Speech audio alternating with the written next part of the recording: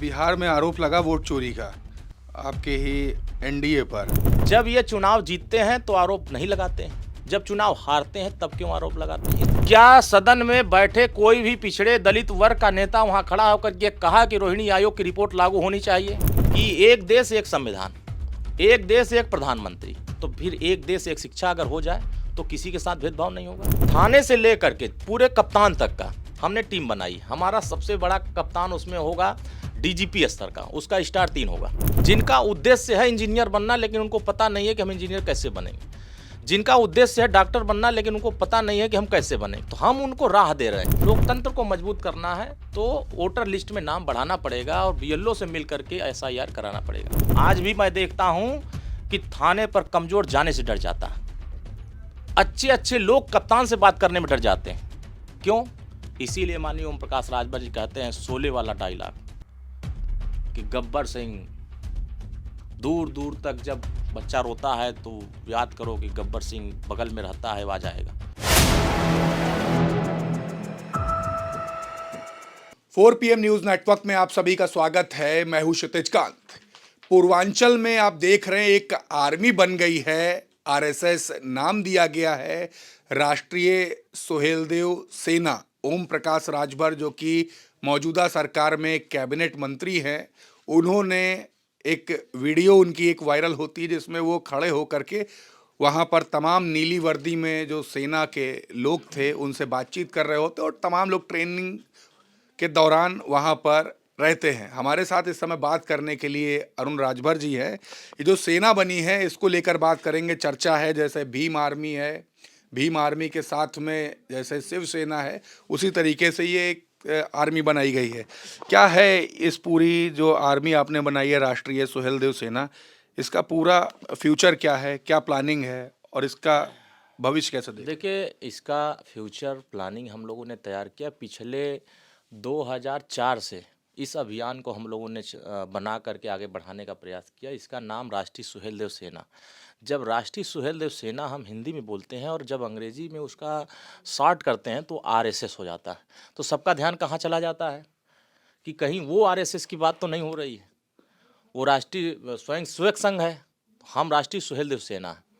हमारा उद्देश्य स्पष्ट है कि समाज के अंतिम कतार में व्यक्ति जो खड़ा है, जिसको सामाजिक रूप से, शैक्षणिक रूप से सही दिशा नहीं मिल रही है कि हमें अगर इंजीनियर बनना है, डॉक्टर बनना है, हमें टीचर बनना है, हमें इंजीनियर बनना है, हमें चपरासी बनना है, मास्टर बनना है, तो हमें क्या करना चाहिए, क्या पढ़ना चाहिए और किस दिशा में हम आगे बढ़ें तो हम कामयाब हो सकते हैं।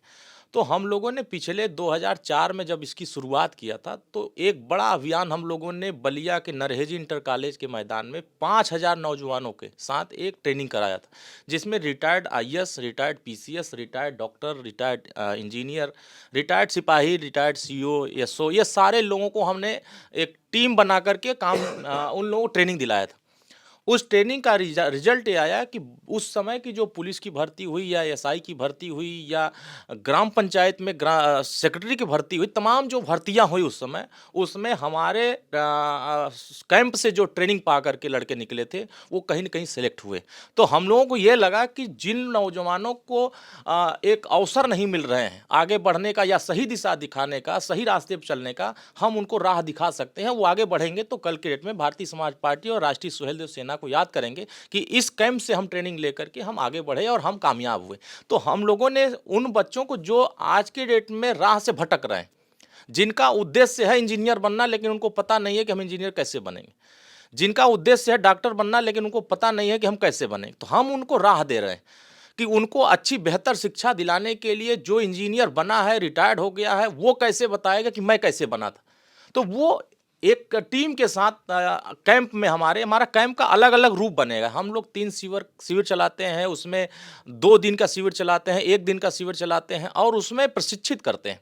हर पहलुओं पर प्रशिक्षित करते हैं कि आपको समाज में कैसे बैठना है, कैसे उठना है, कैसे खड़े होकर के स्टैंड लेना है, किस तरीके से अपनी बात को रखना है और किस तरीके से ट्रेन होकर के आपको आने वाले एग्जामों में उस चीज़ को दिखाना है।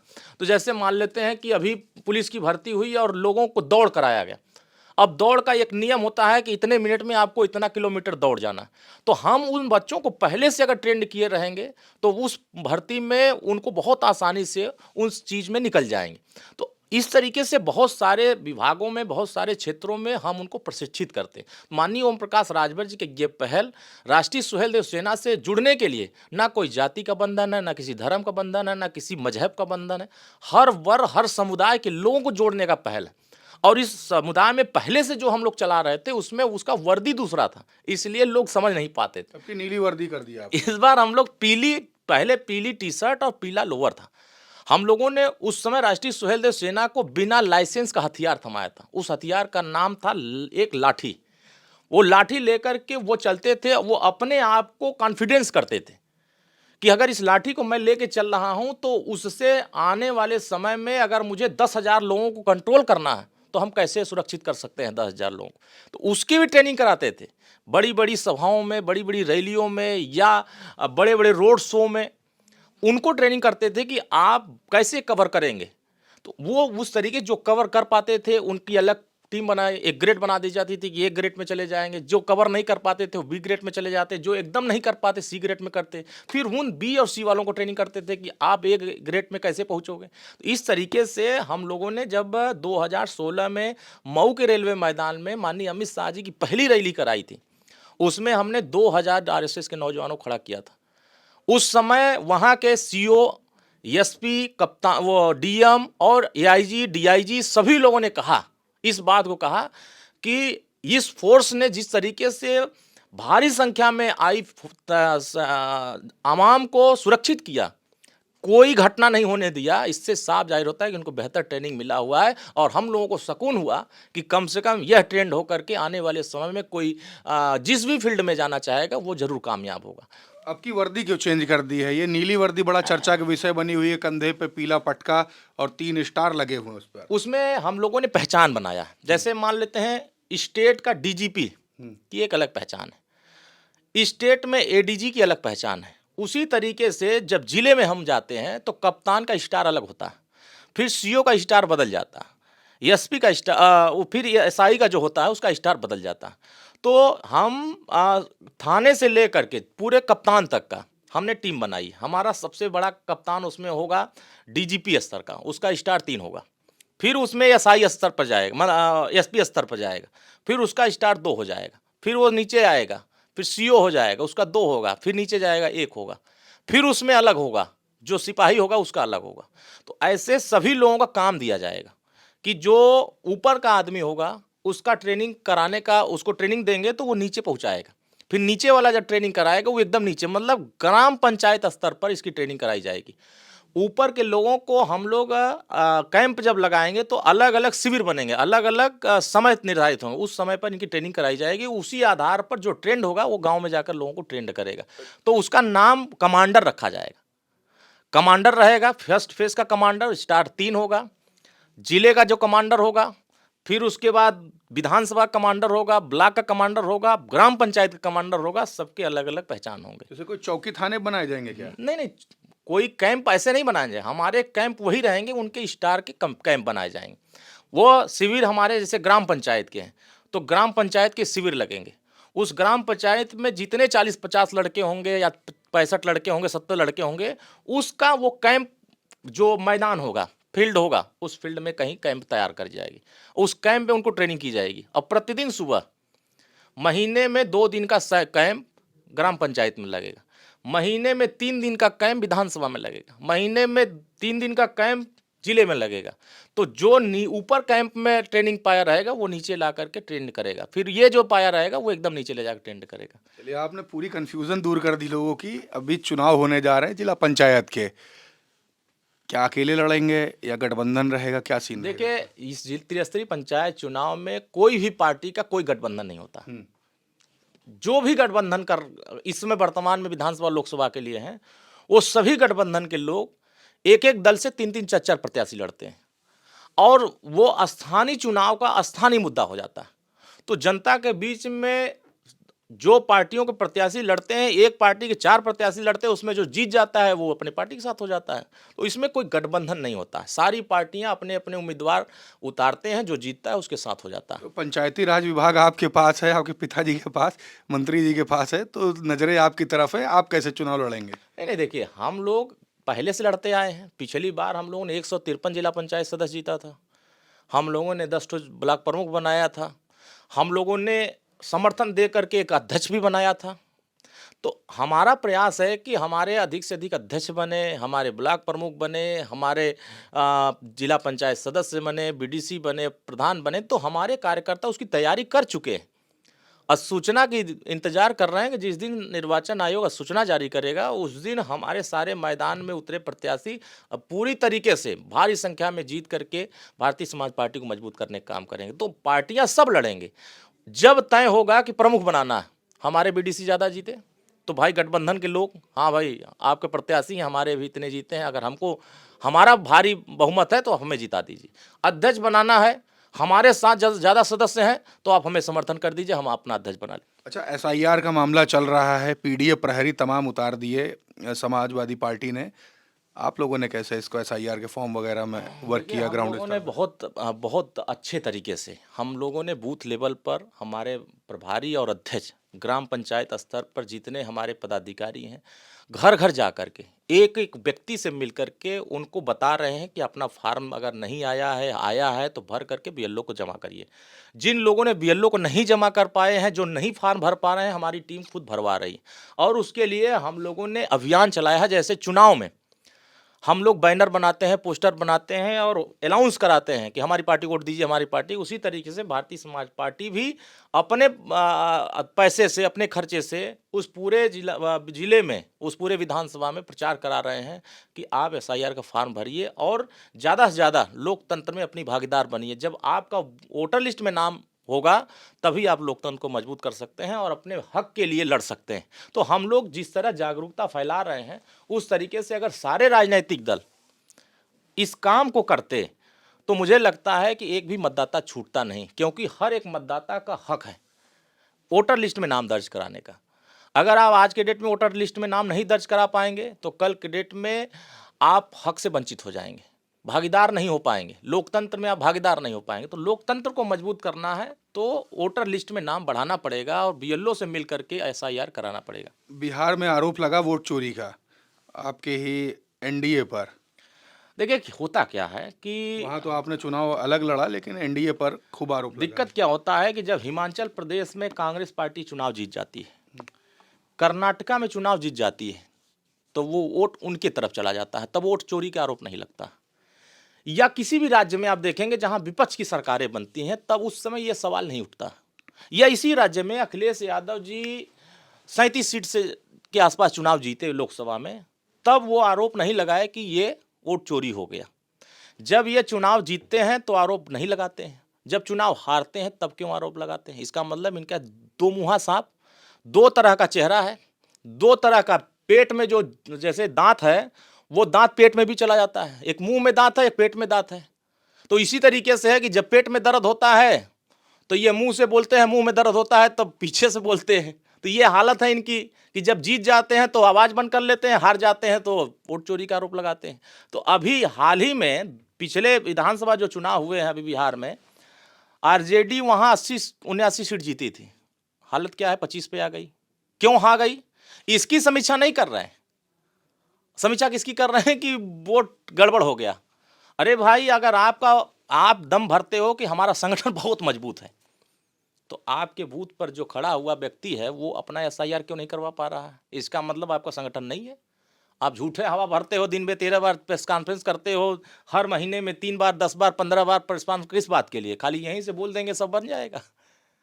गांव में जाना पड़ेगा। मैं जा रहा हूं गांव में, तो मुझे पता चल रहा है कि गांव में हमारे लोग जब जा रहे हैं तो पता चल रहा है कि हाँ भाई जागरूकता हो रही है, तब भर रहे हैं।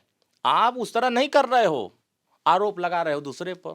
तो मतलब कि वही है कि खाएंगे गुलगुला लेकिन उससे परहेज नहीं करेंगे।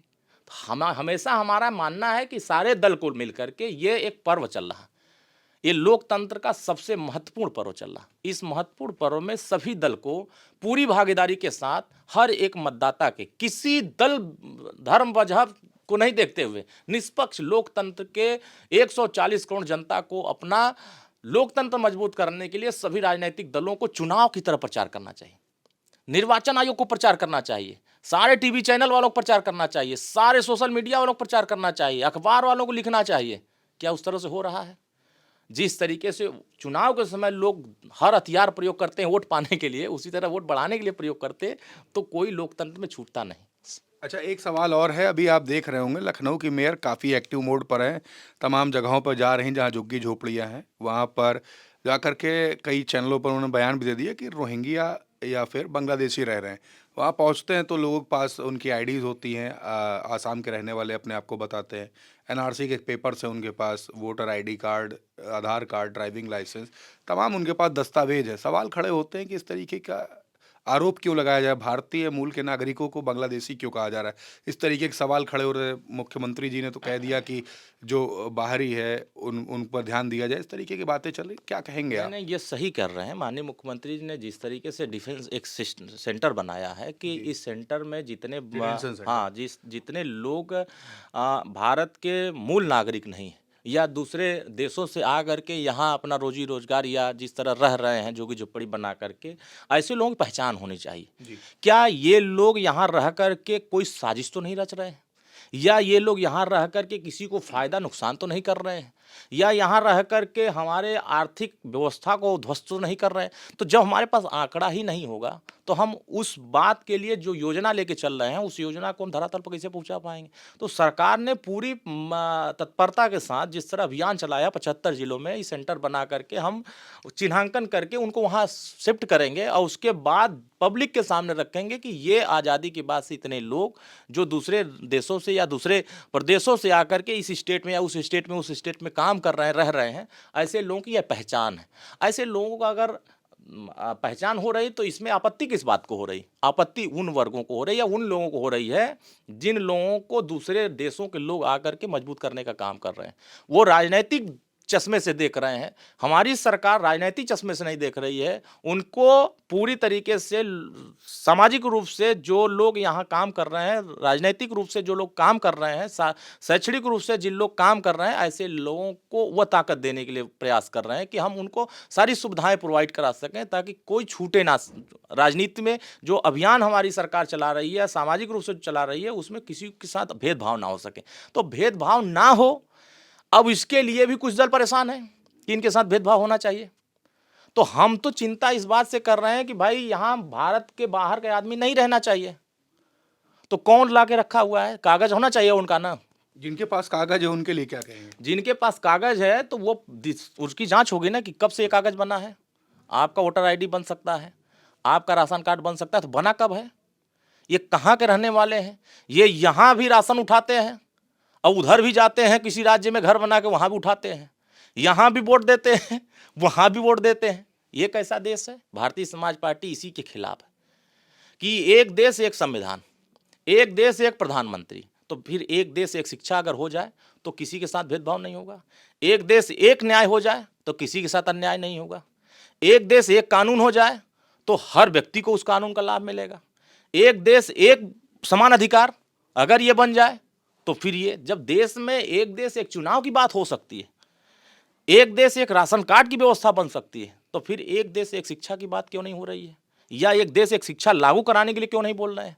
हम सभी लोग जिस तरह अभियान चला रहे हैं, भारतीय समाज पार्टी पूरे देश में, आज जिन लोगों को रोहिणी आयोग के बारे में नहीं पता है उन लोगों को हम राष्ट्रीय सुहेलदेव सेना के माध्यम से रोहिणी आयोग के बारे में बताएंगे। जो पढ़ लिख रहा है नौजवान, अभी पुलिस की भर्ती में 210 मेरिट बना है हाईएस्ट जनरल वालों की, 186 बना है ओबीसी वर्ग की, 146 बना है SC ST की। तो जो 146 से नीचे रह गया या 186 से नीचे रह गया या 210 से नीचे रह गया, उसके लिए क्या हो सकता है? उसके लिए ही ये राष्ट्रीय सुहेलदेव सेना अभियान चला करके उन वर्गों के बच्चों को बताएगा कि तुम्हें जो मेरिट से बाहर किया जा रहा है उसके लिए माननीय ओम प्रकाश राजभर जी मेरिट में लाने के लिए लड़ाई लड़ रहे हैं। वो मेरिट कैसे बनेगा? रोहिणी आयोग की रिपोर्ट लागू करा करके। कोटे में कोटा करा करके पिछड़े और दलित वर्गों के आरक्षण में आरक्षण करा करके उनको भागीदार बना करके उनको आगे बढ़ाने का प्रयास करेंगे। तो ये तो उनको समझाना पड़ेगा। जो पढ़ा लिखा तबका है उसको ये पता चलना चाहिए कि जो वर्तमान में मिल रहा है मुझे नहीं लेने दे रहा है जो व्यक्ति, उससे तो मुझे अलग करना पड़ेगा।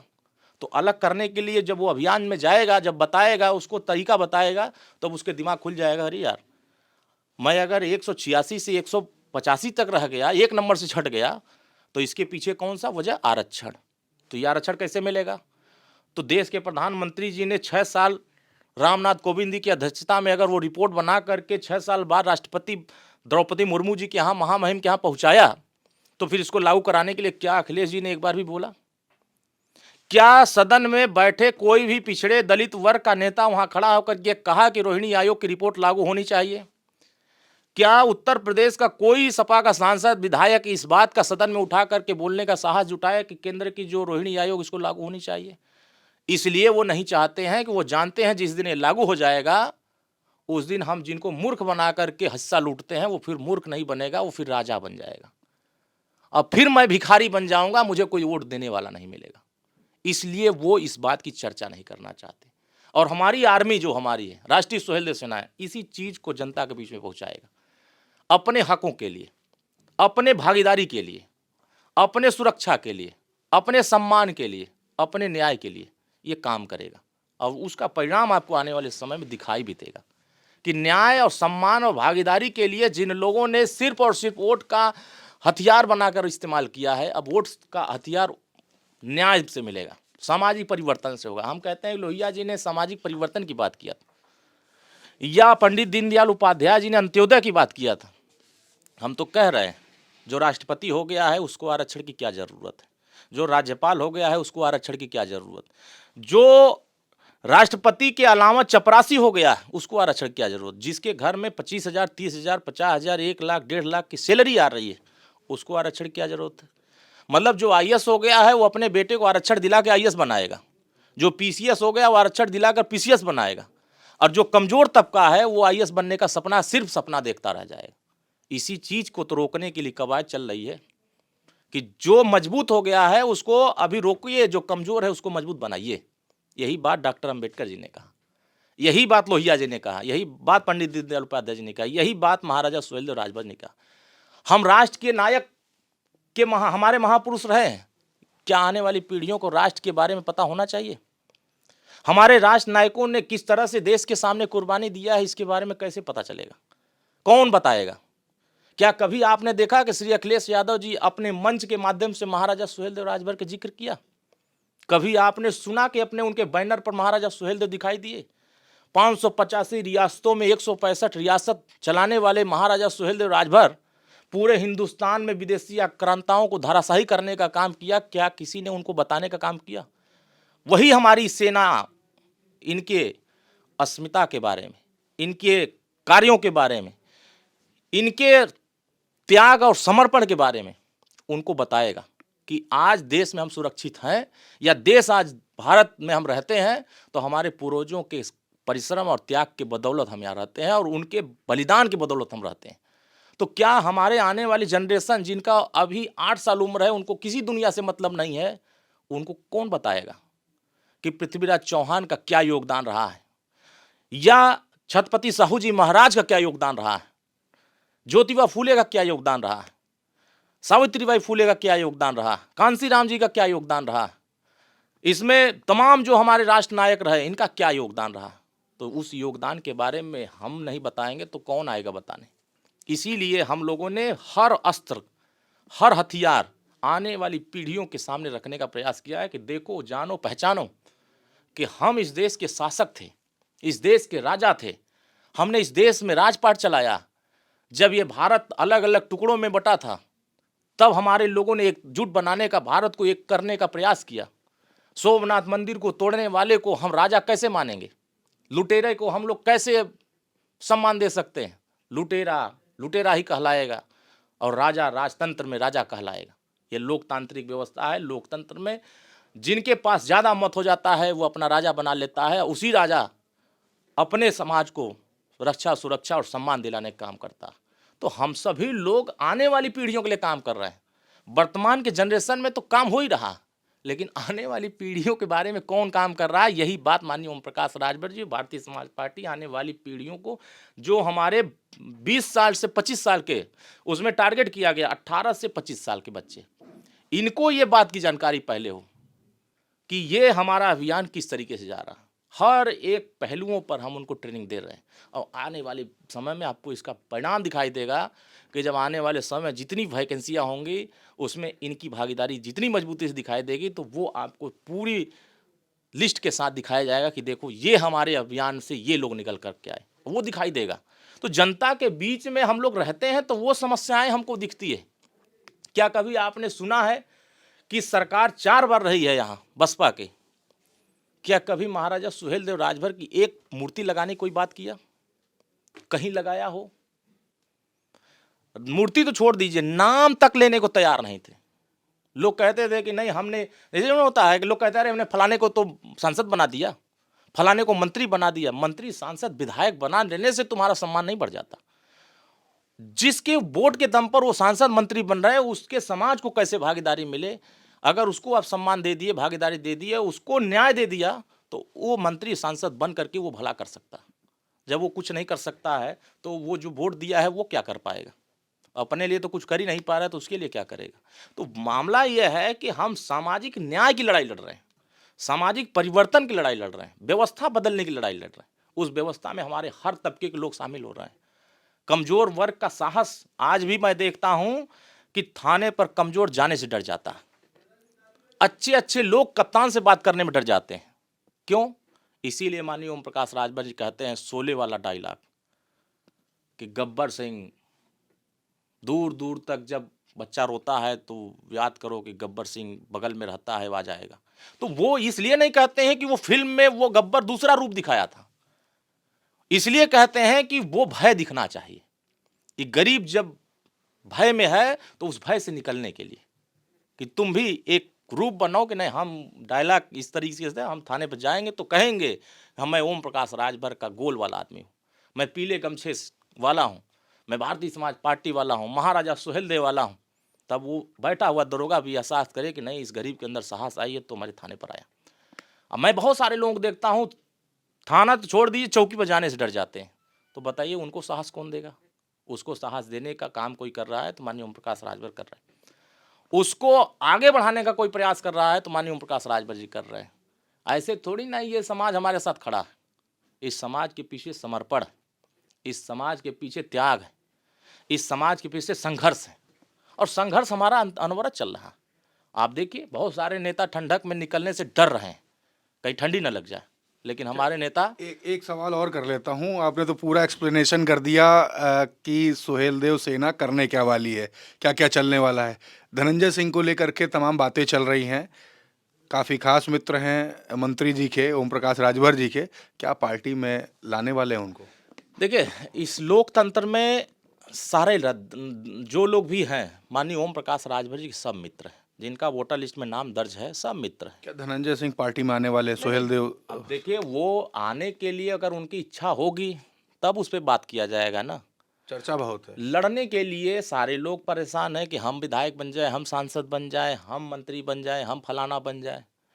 लेकिन जब वह दौर आएगा तो उसके बारे में सोचा जाएगा। नहीं, क्या पीला गमछा होगा धनंजय सिंह के कंधे पर और आपके साथ में पार्टी में रहेंगे? अगर वो लोकतांत्रिक रूप में अगर वोटर लिस्ट में उनका नाम होगा तो पार्टियां वोट लेने के लिए कहाँ जाती हैं? वोटर लिस्ट में जिनका नाम है उसी के लिए ना।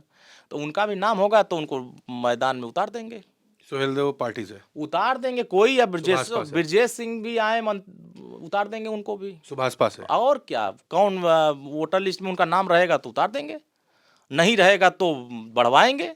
इस बयान की चर्चा होगी पूरे प्रदेश में होने दें भाई, हम कह रहे हैं कि हमें क्या आपत्ति है, किस बात की आपत्ति है? वो भी समाज के रूप में काम कर रहे हैं, समाज के बीच में काम कर रहे हैं, संघर्ष कर रहे हैं। तो अगर वो भारत के नागरिक हैं, मतदाता सूची में उनका नाम है, और वो आएंगे हमारे यहाँ कि हमें सीट दे दीजिए, हमें लड़ना है, हम पीला गमछा महाराजा सुहेलदेव राजभर के आदर्श को आगे बढ़ाना चाहेंगे, तो हमें क्या आपत्ति होगी? हमें कोई आपत्ति नहीं, हम लड़ा देंगे। मैदान में उतार करके उनको भी भेज देंगे, जाइए मतदाताओं के बीच में आशीर्वाद लीजिए। क्योंकि आप भी मतदाता हैं, वो भी मतदाता है, मतदाता मतदाता के बीच में जाएगा। और नाम अगर वोटर लिस्ट में नहीं होगा तो नाम डलवाने का भी काम करने वाले हैं। एसआईआर इसीलिए तो कराया जा रहा है कि भैया जिनका नाम नहीं है वो नाम डलवा ले, जिनका नाम छूट गया है वो बढ़वा ले, नए वोटर लिस्ट में जिनका 18 साल उम्र हुआ है वो भी चढ़वा लें, तो कोई छूटे ना, कोई रूठे ना, सबको लेकर के मतदाता सूची में नाम डलवाना। चलिए, बहुत बहुत धन्यवाद। तो आपने देखा कि आरएसएस जो सेना बनाई गई है, राष्ट्रीय सुहेलदेव सेना, उसका कंप्लीट उद्देश्य क्या है उसके बारे में बता दिया। रोहिणी आयोग को किस तरीके से लागू करवाया जाएगा, कैसे ग्राउंड स्तर तक के बात पहुंचेगी, उसका पूरी रूपरेखा एक्सप्लेन कर दी और साथ ही साथ एक बड़ा बयान भी दे दिया है। धनंजय सिंह किस तरीके से पार्टी में आगे आ सकते हैं इसके बारे में बताया और तमाम सारी चर्चा हुई। पूरी रिपोर्ट कैसे लगी आपको कमेंट बॉक्स में लिखें और जुड़े रहे 4 PM न्यूज़ नेटवर्क के साथ। ग्राउंड रिपोर्ट के लिए मैं हूं क्षितिज कांत, कैमरा पर्सन शुभम के साथ 4 PM न्यूज़ नेटवर्क के लिए। धन्यवाद।